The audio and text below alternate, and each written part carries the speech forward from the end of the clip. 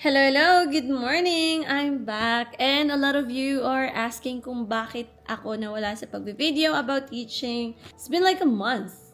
Guys, when the school started this year, grabe, sobrang nawindang ako dun sa dynamic ng class na meron ako. Alam mo yung parang you always come in prepared with your lessons, resources, and everything. Tapos pagdating mo ng class, para kang binagsakan ng lahat ng problema pagdating sa behavior ng mga students mo. That's what happened to me. Start pa lang ng school year.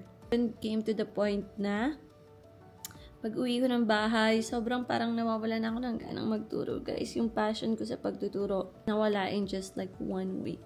So, now I'm slowly bouncing back because after all ng mga behavior concerns and reports na ginawa ko, yung klase ko guys ay na-close, na-disperse ang mga students ko and nagkaroon ako ng bagong klase. I didn't hate my first class but it's just wasn't effective at all.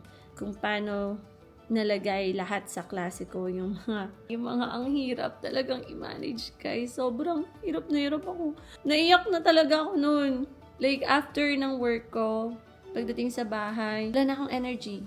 And I've started asking myself kung ito pa ba yung gusto kong gawin. Guys, sobrang nanghina talaga ako noon. Kung naramdaman nyo or nagkaroon na kayo ng mga students na kagaya ng tinutukoy ko, you'll know what I felt that those past few weeks. Like every day figuring out, paano ko gagawin to? Anong gagawin ko sa batang to? Paano ko i-manage tong class na to for 1 year until God's will talaga, guys. I was saved. I am telling you, I was saved.